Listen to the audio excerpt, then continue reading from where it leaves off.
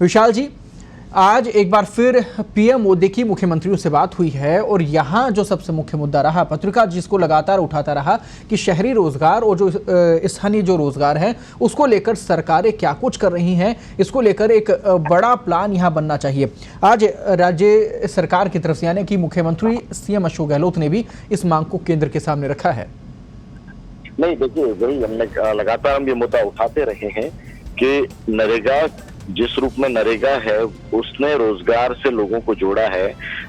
ग्रामीण अर्थव्यवस्था है वो उसको एक संबल है वो इस नरेगा की वजह से मिलेगा, क्योंकि तमाम जो परिस्थितियां जिस रूप में बनी हुई हैं लॉकडाउन के बाद में, और बड़ी तादाद में लोग पहुंच रहे हैं अपने गंतव्य पर, जो प्रवासी हैं और जो शहरों के अंदर जो काम कर रहे थे, तमाम लोग गाँव में पहुंच रहे हैं।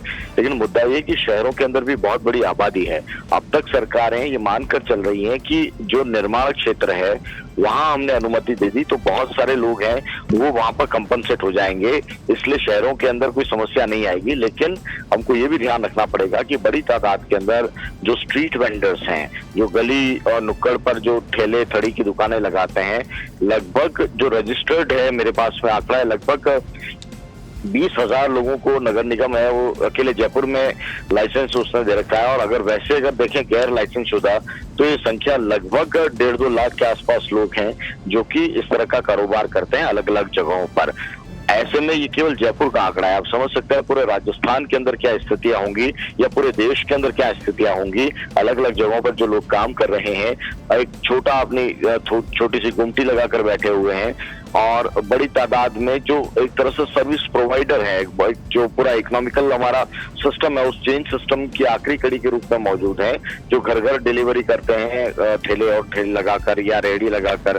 तो उन लोगों का क्या, उन लोगों की जिंदगी तो बिल्कुल ठहरी हुई है और कई काम तो बिल्कुल ऐसी स्थिति में पहुंच गए कि पता नहीं उनका भविष्य क्या होगा इस कोरोना काल के बाद में। तो खासतौर से फूड आइटम वाले या हेयर सलून वाले, इन लोगों का फ्यूचर क्या होगा इसको देखना पड़ेगा। और इसलिए हम लगातार ये मांग उठाते रहे हैं कि शहरों के अंदर भी कम से कम गारंटी मिलनी चाहिए। और पूरा अगर केंद्र सरकार इसको लेकर कानून लेकर आती है तो जो काम मांगेगा शहरी क्षेत्र के अंदर उसको सरकार है उसको काम देना पड़ेगा। जैसे गांव के अंदर है वो रोजगार नरेगा के अंदर जो मिल रहा है उससे एक संबल है कि कम से कम भूखे मरने की किसी की नौबत नहीं आएगी, ऐसी गारंटी आपको शहरों के अंदर देना पड़ेगा। और इसको लेकर एक बड़ी पहल है वो हो गई है। दूसरा इसके अंदर महत्वपूर्ण जो है वो पहलू है कि 200 दिन का रोजगार मनरेगा के तहत मिले। ये भी बड़ा महत्वपूर्ण है क्योंकि एक परिवार से केवल 2 लोगों को रोजगार मिलता था, और ऐसे में अब इस वक्त की जरूरत है कि 200 दिन का रोजगार मिलेगा तो एक घर के अंदर है वो पैसा ज्यादा आएगा, इस बात को समझना पड़ेगा। एमएसपी को लेकर भी बात की। एक और महत्वपूर्ण बात है कि फूड सिक्योरिटी को लेकर जब हमारी पहले प्रेस कॉन्फ्रेंस हुई थी उसके अंदर हमने सवाल उठाया था कि एपीएल के जो लोग हैं उनको, और खासतौर से ईडब्ल्यूएस कैटेगरी के अंदर जो लोग हैं उनको फूड सिक्योरिटी का लाभ है वो मिलना चाहिए। तो ये बात भी यहाँ पर उठी है सरकार की ओर से और ये केंद्र सरकार से मांगी गई है। तो कुल मिलाकर राज्य और केंद्र के बीच की जो ये बातचीत है उसके अंदर 2 बड़े पहलू ऐसे हैं जो कि पत्रिका टीवी की ओर से लगातार उठाए जाते रहे हैं और उनको शामिल करना एक तरह से एक राष्ट्रीय मुद्दा बन चुका है।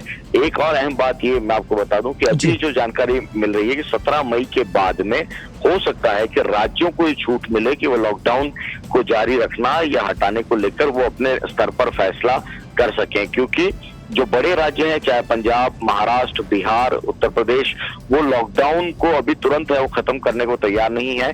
वहीं कई राज्य ऐसे हैं जैसे कि हमने बताया गोवा है जो पूरी तरह से कोरोना फ्री है, तो अगर वो ऐसी स्थिति है तो वहां पर पूरा लॉकडाउन करने का मतलब नहीं है।